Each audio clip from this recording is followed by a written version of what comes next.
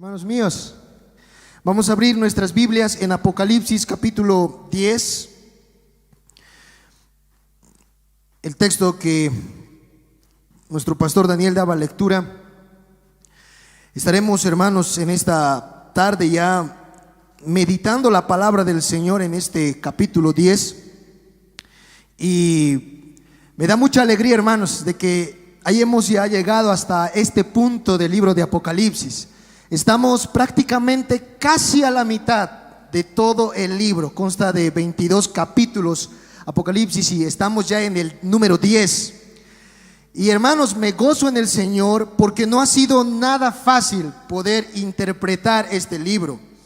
Estamos nosotros delante de un libro muy solemne, el libro más difícil de interpretar de toda la Biblia, hermanos.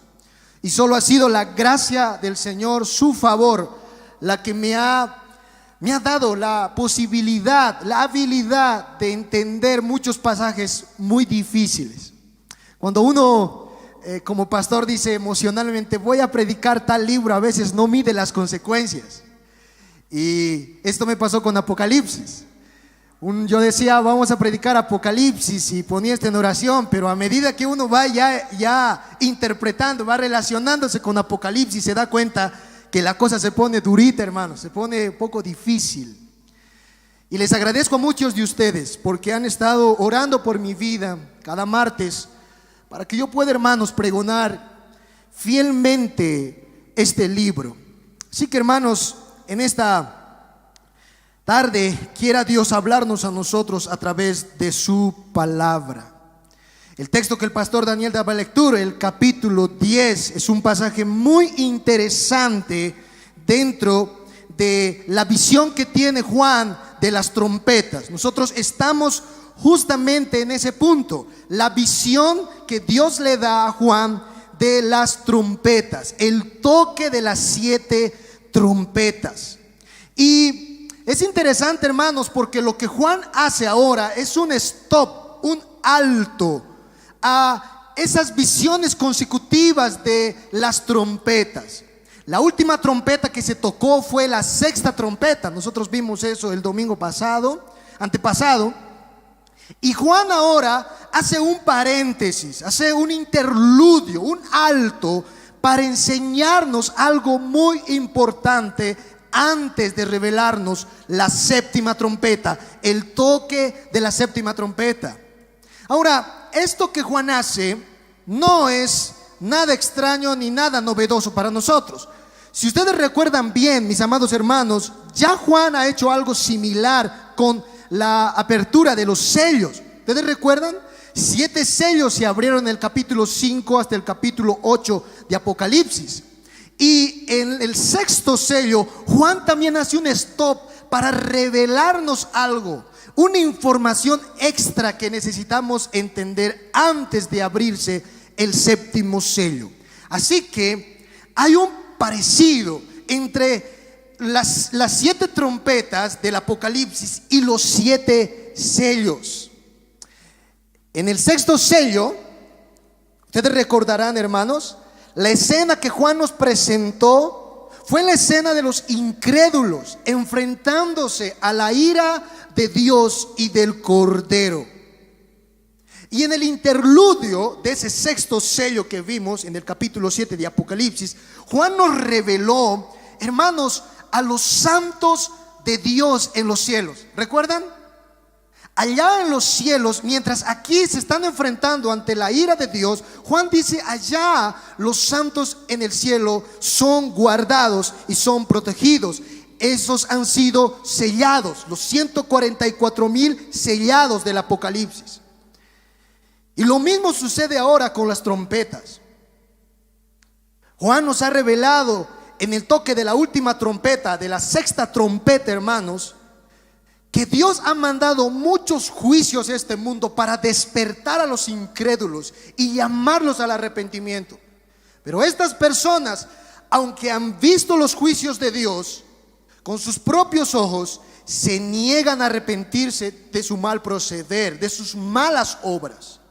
Así que ahora Juan hace un stop y nos lleva ahora al rol que cumple la iglesia frente a esta realidad. ¿Qué hace la iglesia frente a un mundo que resiste a Dios, que no quiere arrepentirse delante de Dios? Entonces, hermanos, este interludio del capítulo 10 hasta el capítulo 11 que vamos a estar considerando este domingo y el domingo que viene, nos van a enseñar prácticamente que nuestro rol, nuestro deber en este mundo, hasta que venga el fin de los tiempos, es predicar y proclamar la palabra de Dios. Yo quiero que eso te grabes en tu cabeza.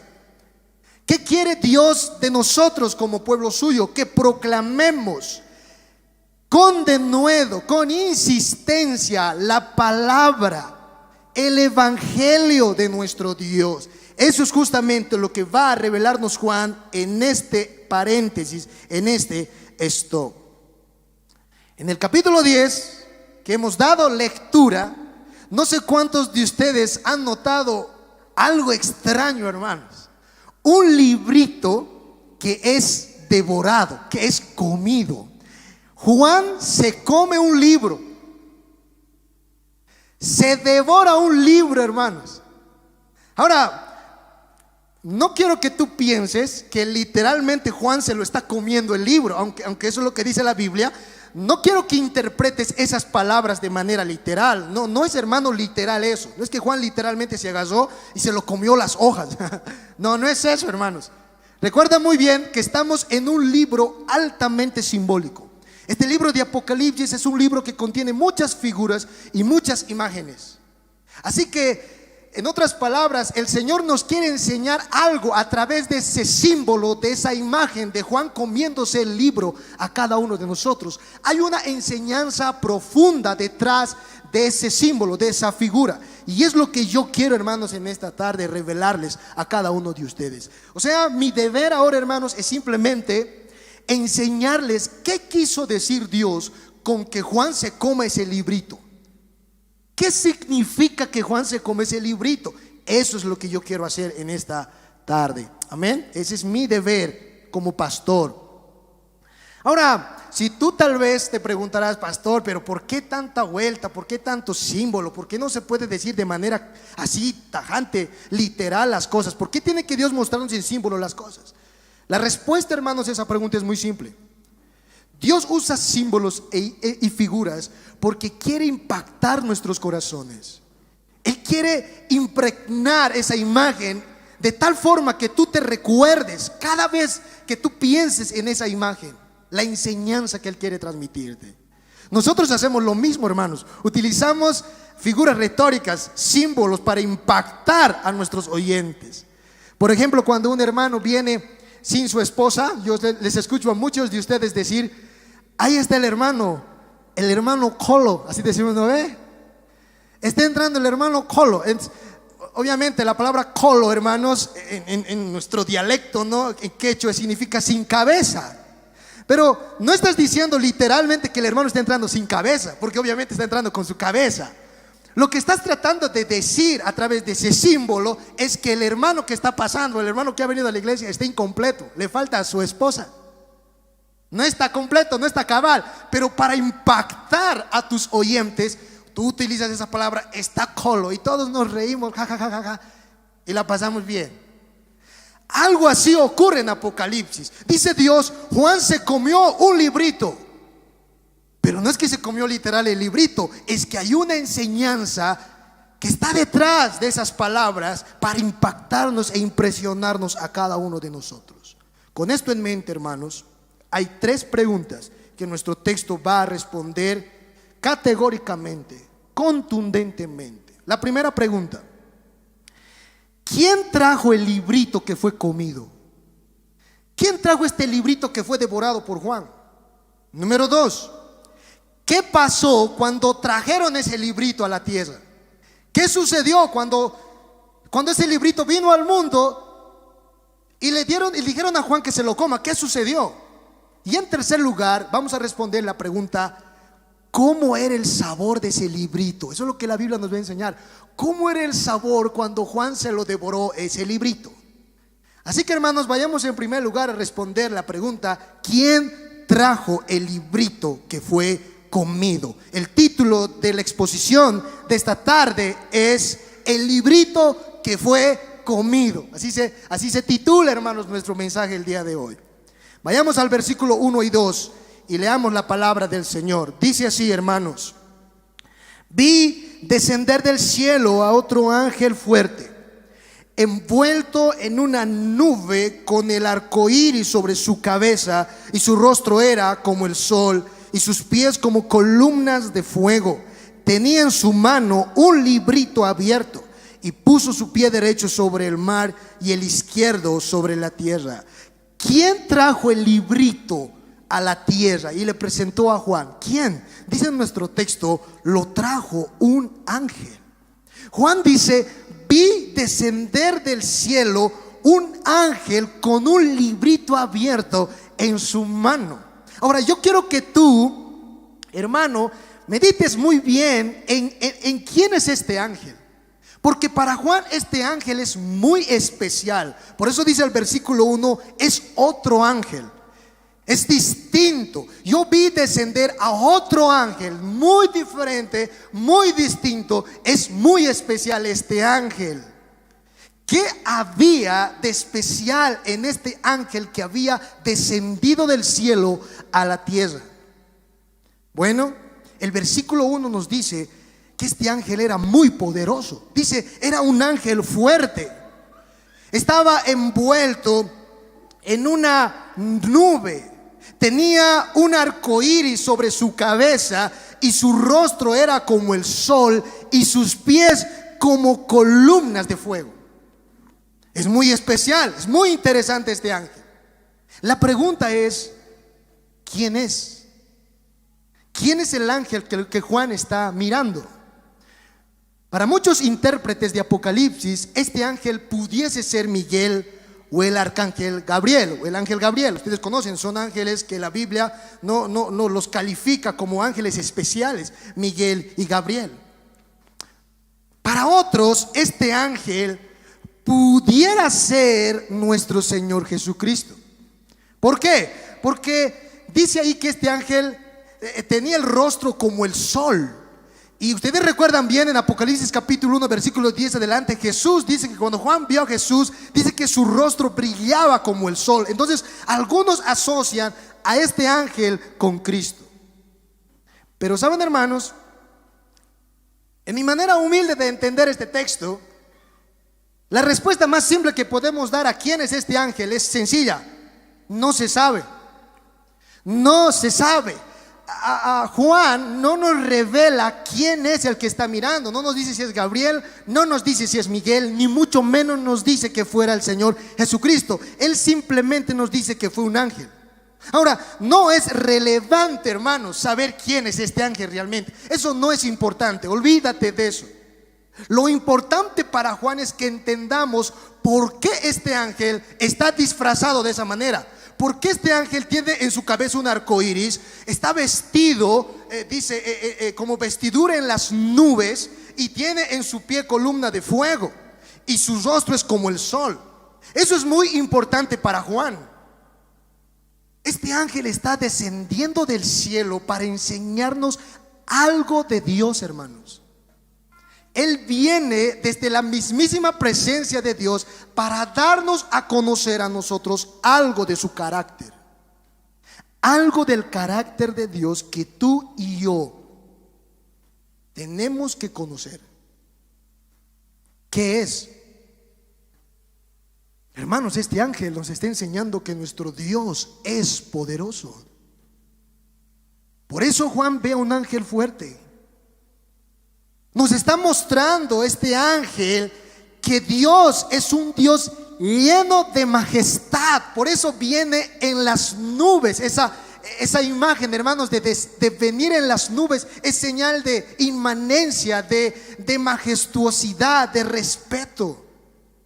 Cuando veamos a Jesucristo venir del cielo, hermanos, le veremos, dice la palabra del Señor en Mateo capítulo 24 versículo 30, veremos al Hijo del Hombre en las nubes con poder y gran gloria. Nuestro Dios es un Dios de majestad. Este ángel nos está mostrando a través de lo que tiene en su cabeza que Dios también es fiel. Dios es un Dios fiel a sus promesas, cumple su palabra, cumple lo que ha dicho y lo ejecuta. ¿Qué tenía en la cabeza este ángel, hermanos? Un arco iris. ¿Cuándo por primera vez, hermanos, han visto a Dios usar un arco iris? Génesis capítulo 6. Hubo un gran diluvio, ¿se acuerdan? Noé, su familia fue salvo, entraron en el arca. Y una vez que terminó el diluvio, dice la Biblia que el Señor hizo salir un arco iris y le dijo a Noé: Noé, fíjate ese arco iris, porque ese arco iris es el recordatorio de mi pacto. Nunca más destruiré a la tierra con agua.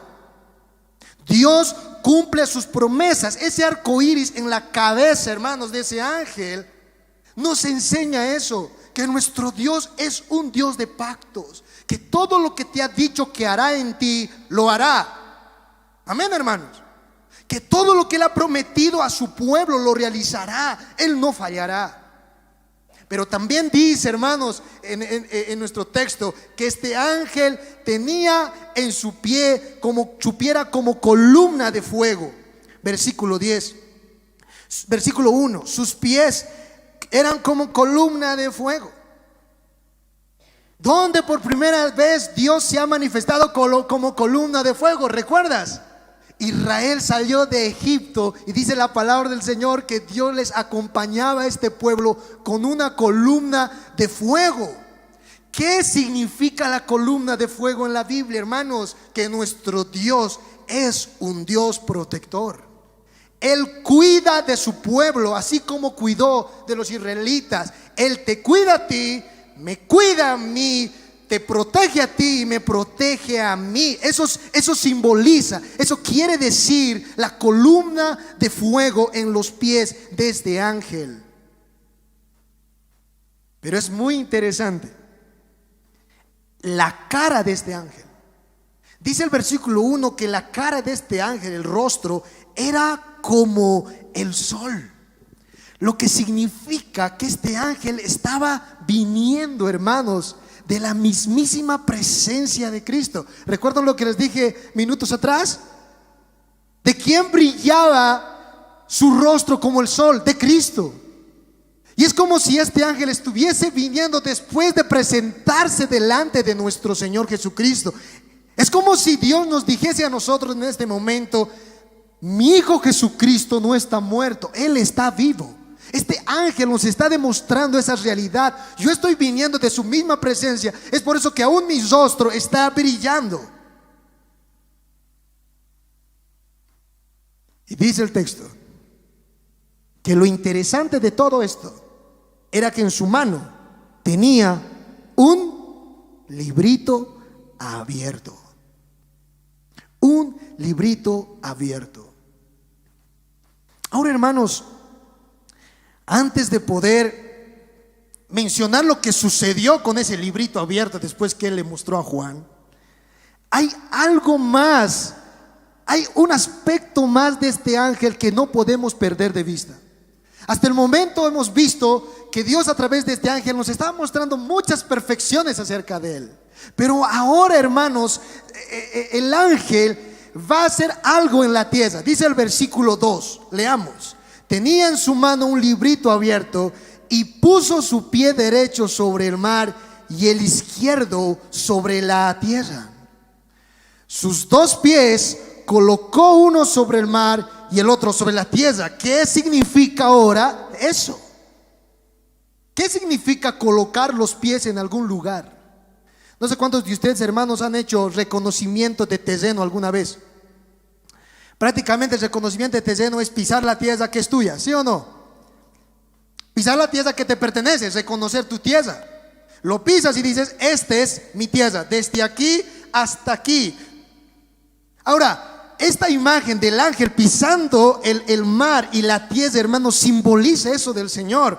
Es como si Dios estuviese diciendo por medio del ángel a cada uno de nosotros: este mundo es mi mundo, yo soy el dueño y el propietario de esta tierra. Este mundo no te pertenece, es de mí. Es por eso que el ángel está pisando el mar y pisando la tierra, y parándose en los dos ángulos. Está parándose delante del mundo y delante de Juan.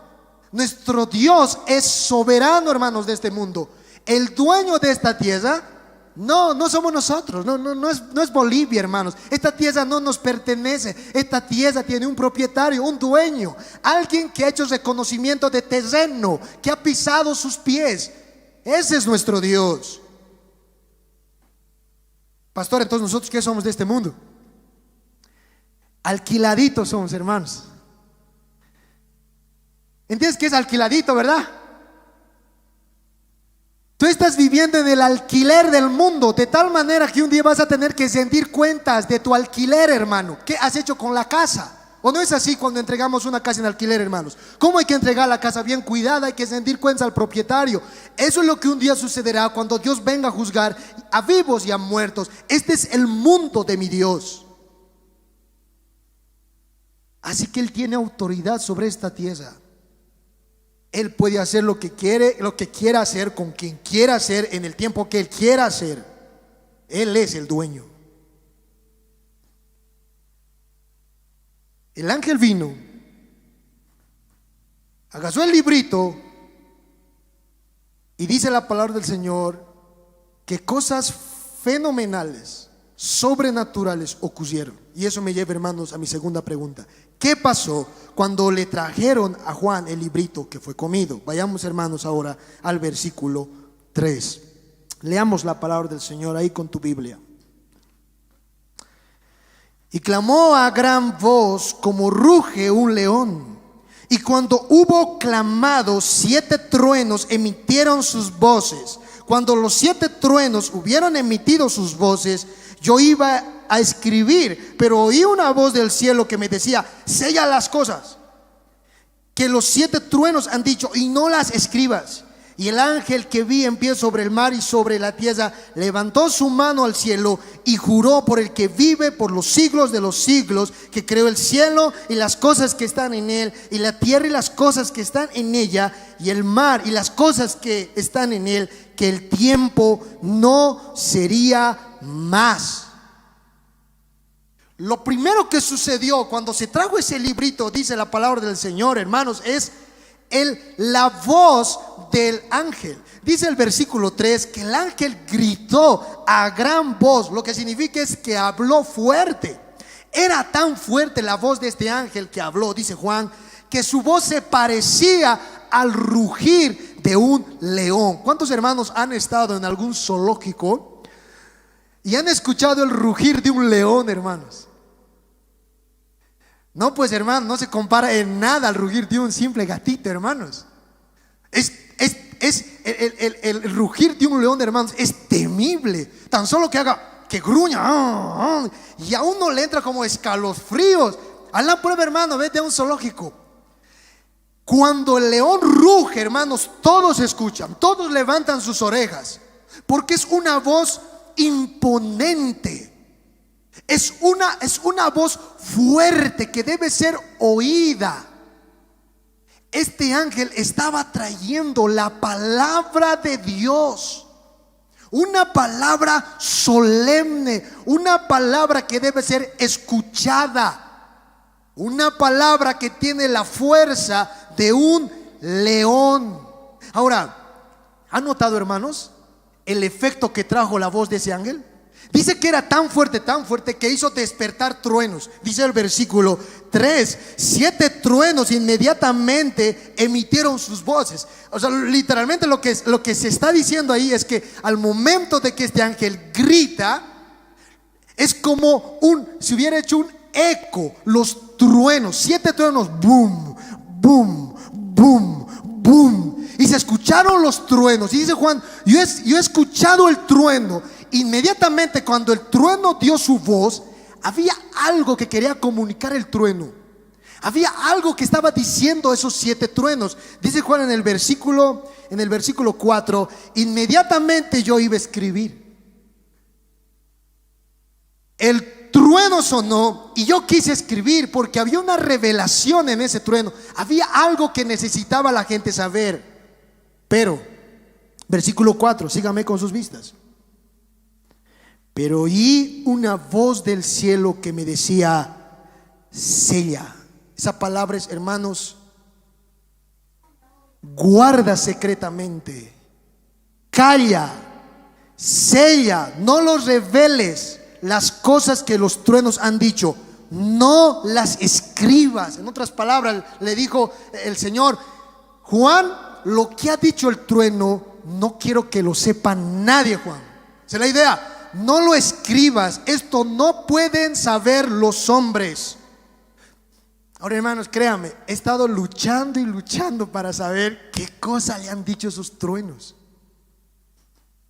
¿Qué había en esos truenos que para Dios, que para nuestro Dios, hermanos, significaba que nosotros no sepamos?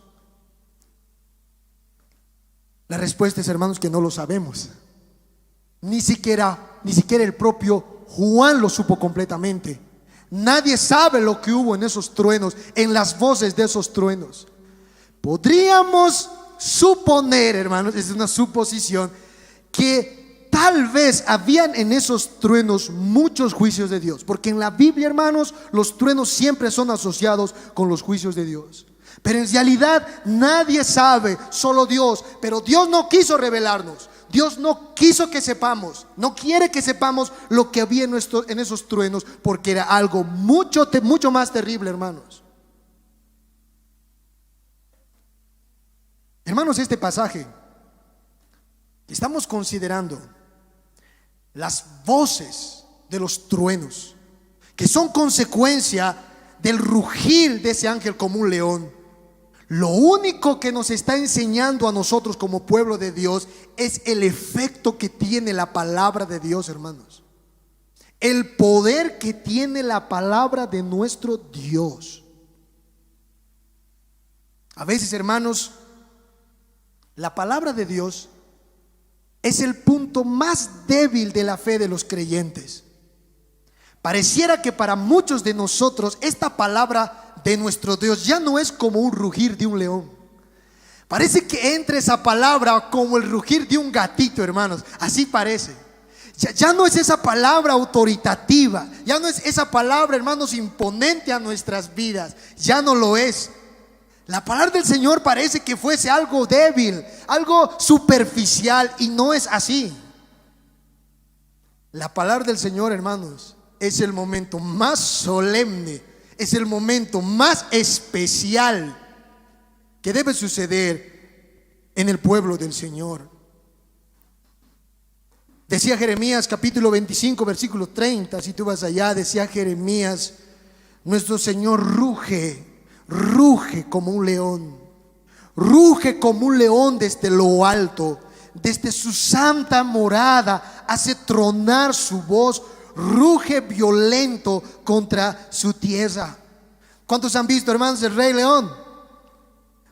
Es muy sencillo esa película. El Rey León, hermanos, se sube, ¿no? A lo más alto, ¿se acuerdan? Al pico más alto. Y desde el pico más alto el Rey León emite su voz, ruge. Y dice Jeremías: nuestro Dios sube a lo alto, sube por encima de todos y ruge como ese león para que todos le escuchen. Eso es lo que sucede, hermanos, domingo tras domingo en nuestros cultos. ¿Por qué, pastor, tú tienes que predicar desde arriba, desde lo alto? ¿Por qué no nos das una charlita allá bajito, no? Una charlita amistosa. Porque Dios ruge desde lo alto, hermanos. La palabra de Dios es como ese león que se sube a la tarima, que se sube hasta lo alto y emite su voz, y todos los que están sentados deben oírlo. ¿Cómo es la palabra de Dios para ti? ¿Cómo es tu expectativa frente a la palabra de Dios? ¿Por qué, hermanos, a veces nuestro corazón se resiste a la palabra de Dios? Hermanos, es porque tenemos un concepto vago de quién es Dios. Vago, vano, superficial. El ángel demostró el poder de Dios a través de su voz y Juan lo escuchó. Ahora, hermanos, inmediatamente eso sucedió. Hubo ese clamor, esa gran voz del ángel. Dice el versículo 6, vayamos con nuestras Biblias. El ángel emite un juramento. Yo quiero que ahora, hermano, prestes mucha atención a estas palabras, porque son muy relevantes, importantes para entender, hermanos, este interludio.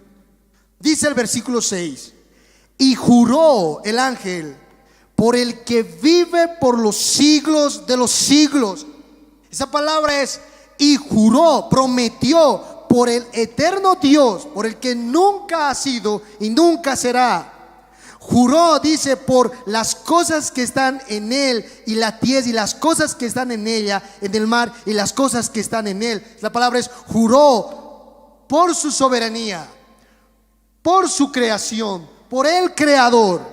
¿Cuál fue su juramento? ¿Cuál fue su promesa?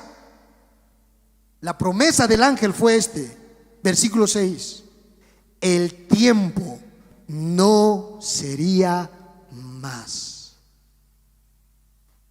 Esa palabra literalmente está diciendo: ya no hay más tiempo.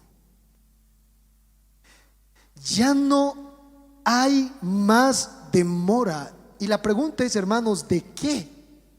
¿Demora de qué? ¿Tiempo de qué?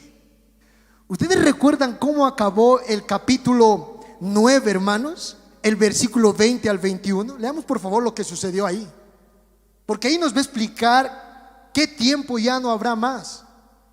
Dice el versículo 20: y los otros hombres, versículo 20 del capítulo 9 de Apocalipsis, y los otros hombres que no fueron muertos con estas plagas, ni aún así se arrepintieron de las obras de sus manos, ni dejaron de adorar a los demonios y a las imágenes de oro, de plata, de bronce y de piedra y de madera, las cuales no pueden ver, ni oír, ni andar, y no se arrepintieron de sus homicidios, ni de sus hechicerías, ni de su fornicación, ni de sus hurtos. ¿De qué tiempo está hablando entonces el ángel, hermanos? De este tiempo, del tiempo del arrepentimiento.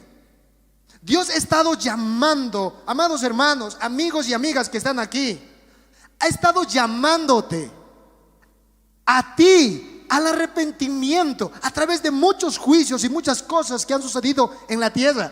Ven, nos reconciliaremos, nos amistaremos. Has estado muy separado de mí, arrepiéntete, cambia tu vida, cambia tu proceder. Pero dice la palabra del Señor que no quisieron.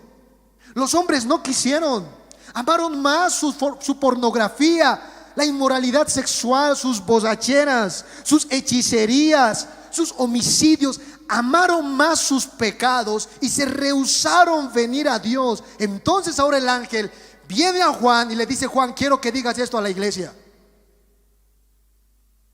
Juro por Dios, juro por Dios,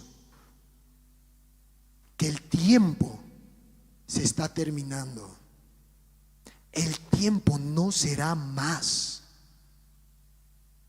Las puertas del perdón están a punto de cerrarse. No hay más demora. Ya no hay tiempo, le dice el ángel. Está pronto a cerrarse el arca del perdón de Dios. ¿Ustedes creen, hermanos, que Dios perdonará por la eternidad? No, Dios no perdonará nunca por la eternidad. El perdón de Dios es limitado, hermanos. El arrepentimiento es un favor que Dios ha dado al hombre limitado, un tiempo nada más. Y dice aquí el ángel, es un juramento, en otras palabras, es un pacto, una promesa de parte de Dios de que eso llegará a su culminación. Ya no habrá más tiempo, ya no habrá más. Y esa es una advertencia tanto para los incrédulos como también para los creyentes, hermanos. Para los incrédulos es una amonestación terrible, terrible. Saber que Dios, hermanos, llegará un día donde uno vaya ante Él y le diga, perdóname, y Dios diga, no quiero escucharte, estoy arrepentido, te pido perdón por todo lo que te he hecho. Y Dios diga, no quiero saber de ti, yo no te conozco, ¿quién eres tú? Jesús reveló eso en Mateo capítulo 7. Muchos dirán aquel día, cuando el tiempo se cese, el tiempo se termine, Señor, Señor, pero es que yo profeticé en tu nombre, yo hice milagros, Señor, hice tantas cosas para ti. Y dice Jesús, yo les declararé, apártense de mí, hacedores de maldad, al fuego eterno preparado para ustedes. Qué crudo será ese día, hermanos, cuando hayan personas que toda la vida han vivido aparentando delante de Dios piedad, con una fachada de piedad. Señor, he orado, Señor, yo he asistido a los cultos los domingos, incluso, Señor, te he diezmado. Y Él diga a estas personas, apártense de mí, hombres malos. Por eso dice, el tiempo del arrepentimiento se está acabando. ¿Qué es lo que el ángel está diciendo? En otras palabras, arrepiéntanse cuanto más puedan. Arrepiéntanse cuanto más sea posible, cuanto el tiempo sea posible y oportuno. Arrepiéntanse, no lo piensen más, no lo dejen para mañana. El tiempo ya no será más. Hermanos, eso es para ti y para mí. Porque hay cosas, hermanos, aún dentro de nosotros como creyentes, que hemos atesorado en nuestros corazones, pecados ocultos, hermano, que tú no has revelado y no has pedido perdón a Dios. Hay cosas que tú has hecho en la intimidad, que nadie lo sabe, solamente tú. Y es un llamado del ángel a ti. No lo pienses más, no dejes para mañana, no dejes, arrepiéntete hoy. Hoy es el tiempo de arrepentimiento. ¿Por qué? Porque ya hay un juramento, el tiempo no será más. Sino que, versículo 7, sino que en los días de la voz del séptimo ángel, cuando él comience a tocar la trompeta, el misterio de Dios se consumará, como él lo anunció a sus siervos los profetas. Está diciendo, arrepiéntete cuanto más lo puedas. Si no, entre tanto, no llegue el toque de la séptima trompeta, porque el toque de la séptima trompeta es el fin. El toque de la séptima trompeta es la culminación de todo, y ese día será muy terrible para la humanidad.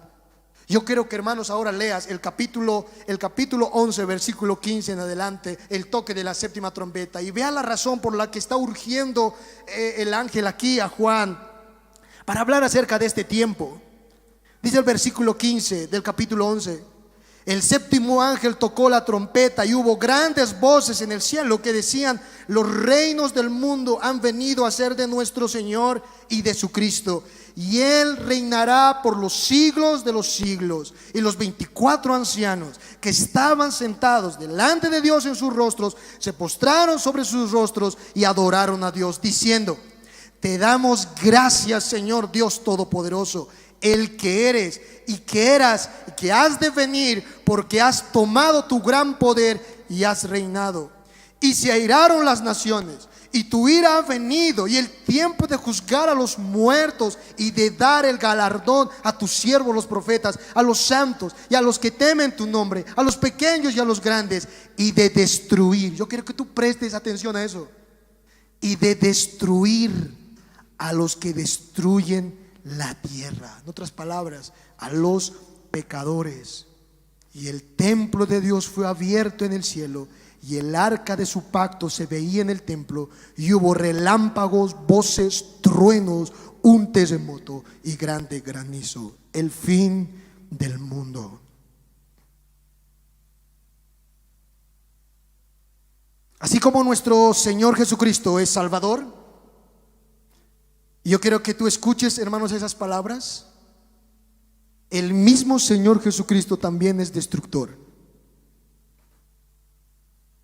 Nuestro Señor Jesucristo es un gran Salvador, hermanos, un gran Salvador, pero así también será un gran destructor. Él destruirá a los que destruyen la tierra. Él destruirá a todos aquellos que no se han arrepentido de sus pecados. Es prácticamente lo que está diciendo el texto.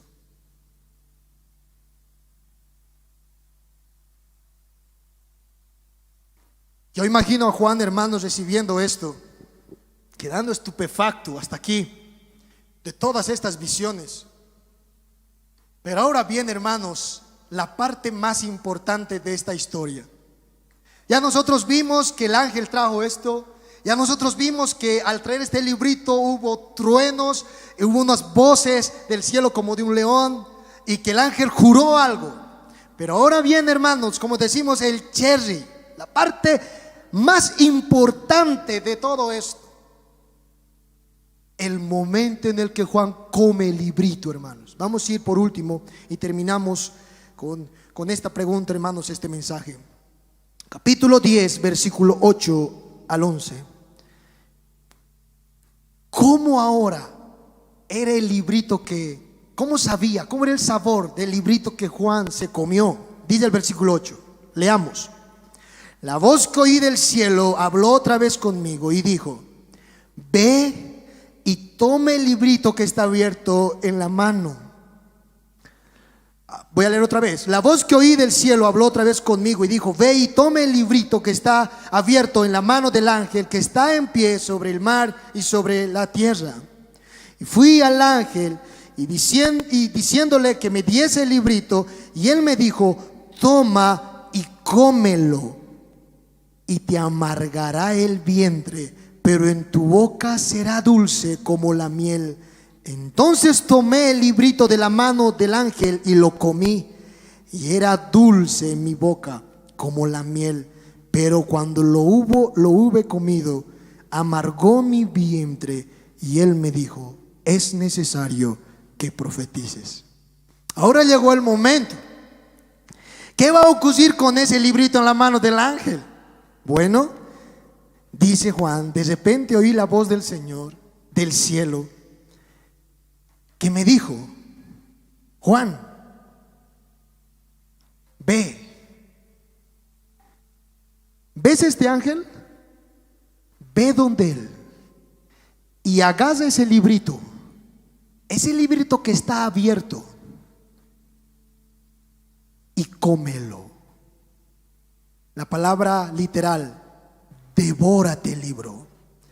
No está hablando, hermanos, de gustar solamente, sino de tragárselo, metérselo hasta el estómago. Pregunta: ¿qué había en ese librito? ¿Qué significaba ese librito, hermanos? Ahora, cuando dice la Biblia librito, no se imaginen, hermanos, un librito así. ¿Captan? No es un librito así. En ese tiempo no había libros así. Está hablando de un rollo. ¿Han visto el rollo, hermanos? Un rollo de cuero de oveja. Es un rollo de cuero de oveja chiquitito. Y dice: ese cuero de oveja chiquitito, métetelo a tu boca, comételo, lo está diciendo Dios. Ve al ángel y dile que te dé. Pregunta: ¿qué había en ese librito pequeño? Si, hermanos, ese librito venía desde el cielo y estaba abierto, obviamente, hermanos, ese librito era la revelación de Dios. Lo que había, hermanos, en ese librito era la palabra de Dios, la voluntad de Dios. Estaba viniendo de Dios, del cielo. Estaba viniendo de un mensajero de Dios, y estaba abierto porque era una revelación abierta, no secreta, algo que Juan debía comunicar, debía dar a conocer.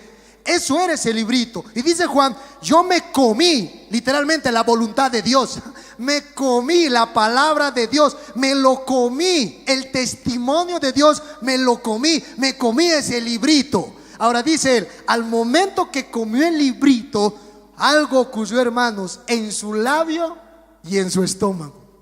No es muy difícil de entender. Dice: me comí el librito, versículo 10, versículo 9. Fui al ángel diciéndole que me diese el librito, y él me dijo: toma y cómelo. Y dice: y te amargaré el vientre, pero en tu boca será dulce como la miel. Entonces tomé el librito de la mano del ángel y lo comí.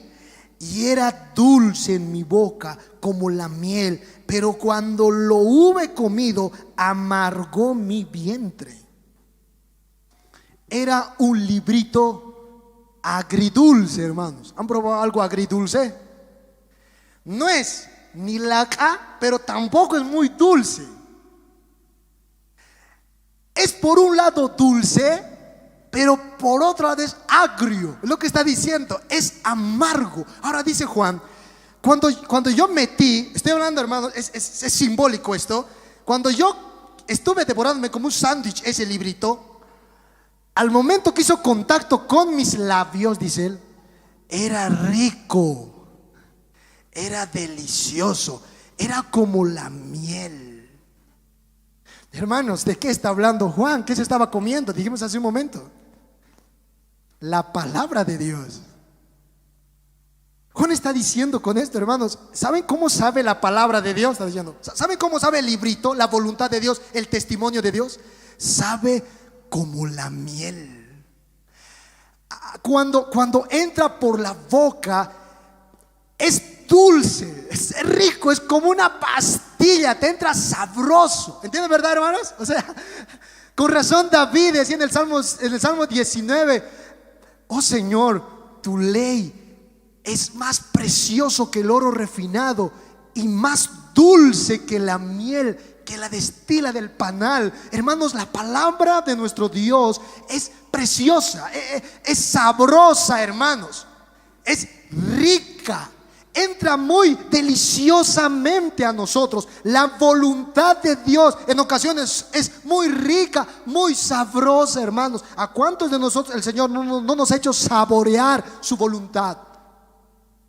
¿Acaso cuando viene un hijo al mundo, hermanos, eso no es sabroso?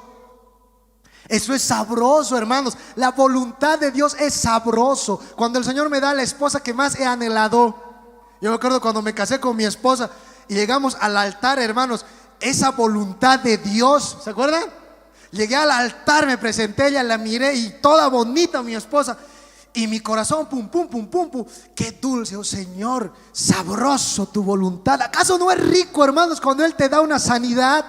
Oh Señor, sáname, sáname. Y el Señor, toma, hijo, toma mi bendición, te sano. Y te sanó. ¿Acaso no es dulce, hermanos, eso? ¿Acaso no es rico, hermanos, cuando Dios te bendice en el momento más triste de tu vida? No tenías plata, no tenías dinero, y apareció alguien y te dio una ofrenda, hermanos, y tú dices, oh Señor, cuán dulce es tu voluntad.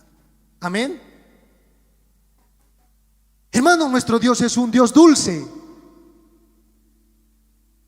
Escuchar su palabra es deliciosa. Bienaventurados somos los que leemos la palabra del Señor. Pero sabes, dice Juan, eso no es todo de Dios, porque dice, a medida que yo iba comiéndome su voluntad, en esas palabras, iba comiéndome su librito, iba entrando a mi estómago, y en mi estómago empezó a hacerse metástasis. O sea, en otras palabras, empecé a sentir una cosa en mi estómago y empezó a devolverse y amargarme el estómago. ¿A cuántos sufren, hermanos, de gastritis? Ellos van a entender lo que está diciendo aquí Juan, ¿verdad? Los que sufrimos de gastritis, hermanos, saben que cuando comemos una papa, ¿no ve? Todo raspa, ¿sí o no? Te raspa aquí y te entra todo, parece que se te está partiendo todo el estómago. Bueno, dice Juan, así es la voluntad de Dios, así es su palabra. Entra y todo te raspa de tal manera que es agria, es amarga. Así como Él te da, así como Él te bendice, Él también en su voluntad te quita. Él en su voluntad también maldice. Así como Él te sana, Él también es el que permite que te enfermes y que estés postrado en la cama. Así es como Él te da las bendiciones materiales, hermano. Así es también cuando Él te quita las bendiciones materiales. Su voluntad es dulce y amarga a la misma vez. Él es un Dios que da y quita. Amén. No, ese Dios ya no quiero, pastor. Ese ya no es mi Dios. No, mi Dios es un Dios sanador. Mi Dios es un Dios que solo bendice. Mi Dios es un Dios solo de amor. Sí, es dulce, hermano, así es, dulcecito es, pero también es amargo. Estamos, hermanos, en un mundo donde tenemos un Dios imaginario. Un Aladín tenemos. ¿Han visto al Aladín? Le soplamos la lamparita y el Aladín viene. ¿Qué cosita quieres? Entonces tú le dices: Aladín, yo quiero un autito, ¿no? Señor, la lamparita, no la oración. Señor, dame por favor estito. El Aladín, muy bien, deseo concedido, tararán, y hace aparecer. Así creemos que es nuestro Dios. Pero Juan dice: no, es amargo también, es duro, hace doler el corazón. Entra su palabra duro, carcome el pecado y lo mata. Es muy duro el Señor con eso. Cuando entra de verdad su palabra, como un martillo te entra y como un combo te da hasta lo más profundo de tu alma, de tal manera que caes postrado delante de Él. Es amarga la palabra de Dios también. Hermanos, no todo es lindo. No todo es, hermanos, color de rosas en la fe cristiana. Hay momentos de amargura de parte de Dios. Amén. Pero son esos momentos donde en ocasiones nosotros no llegamos, hermanos, a reconocer a Dios. Fácil es decir que nuestro Dios es bienhechor y soberano cuando Él es dulce, pero cuando Él es amargo es difícil, hermanos. Por eso en ocasiones, porque la palabra es muy dura, hermanos, es muy amarga, que en ocasiones el mundo la resiste. Para nosotros esa palabra es viva y eficaz, pero cuando le presentamos a un compañero inconverso, a un pariente, a un amigo, hermanos, eso es discordia. Por esa palabra en ocasiones tenemos que dividirnos entre familias, es así. Por esa palabra, hermanos, también tenemos que sufrir penalidades por causa de este mundo, porque es agria también. Por esa palabra, hermanos, mataron a Jesús. Por esa palabra Pablo fue azotado, apedreado, latigado muchas veces. Por esa palabra Esteban fue apedreado. Porque esa palabra, así como es dulce para algunos, para otros es muy amarga. Pero esa es la voluntad de Dios. Ese es el librito. Y Juan se lo comió entero. ¿Entienden, hermanos? Juan no se lo paró aquí y lo vomitó. ¿Entienden? No se trancó aquí, la palabra, ese librito, lo vomitó. No, Juan se lo comió, se lo devoró y lo hizo tan personal en su vida como lo tiene que ser para la tuya, hermano. Nuestro texto termina con una orden de Dios. Juan, tú sabes ahora cómo es mi palabra. Es dulce y es amarga. Tú sabes cómo sabe el librito. Ahora la orden es que seas valiente y profetices. En otras palabras, no te quedes callado, sé valiente y habla mi voluntad, habla mi palabra, revela este librito, lo que le está diciendo a todo pueblo, lengua, tribu y nación. Así termina, hermanos, nuestra historia. Dos cosas que simplemente a manera de aplicación quiero, hermanos, que retengas en tu cabeza. La primera, hermano y hermana, escúchame bien. Si eres creyente, cristiano, hermano, en ocasiones vas a tener que pasar por la voluntad amarga de Dios. Vas a tener que tragarte el librito amargo de Dios. Pero yo quiero, hermano, que tú recuerdes algo de esta prédica. En el momento en el que estés tragándote esa amargura, hermano, lo agrio de la voluntad de Dios, lo difícil, nunca olvides a este ángel. Nunca olvides cómo estaba vestido este ángel. ¿Te acuerdas? Nunca olvides, hermanos, quién es tu Dios. Tu Dios es poderoso. Ese Dios que te está llevando por esa amargura de camino, de amargura de voluntad, es el mismo Dios de pactos. Es el Dios de promesas. Es el Dios fiel. Ese mismo Dios que en ocasiones, hermanos, permite amarguras en nuestra vida, es el Dios que ha pisado este mundo y que está gobernando esta tierra soberanamente. No temas, hermano, no tengas temor en las aflicciones. Son parte de la voluntad de Dios.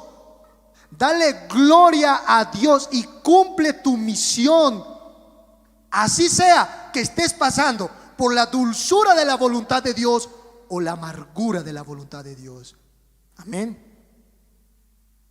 Si tú, hermano, estás lleno de bendiciones, tu trabajo te está yendo bien, hermano, tu familia se ha enrectado, Dios te ha hecho un milagro, has probado la dulzura de Dios, Él está ayudándote y tú lo ves, está claro las bendiciones. Mi exhortación para ti también es, hermano, de que nunca, jamás de tu vida, hermano, seas olvidadizo de todos esos momentos dulces que el Señor te ha hecho pasar en la vida cristiana. No te olvides de ese ángel también que estaba disfrazado. Recuerda que es Dios al final de cuentas el que ha hecho eso en tu vida para tu bien. Así la iglesia del Señor Jesucristo,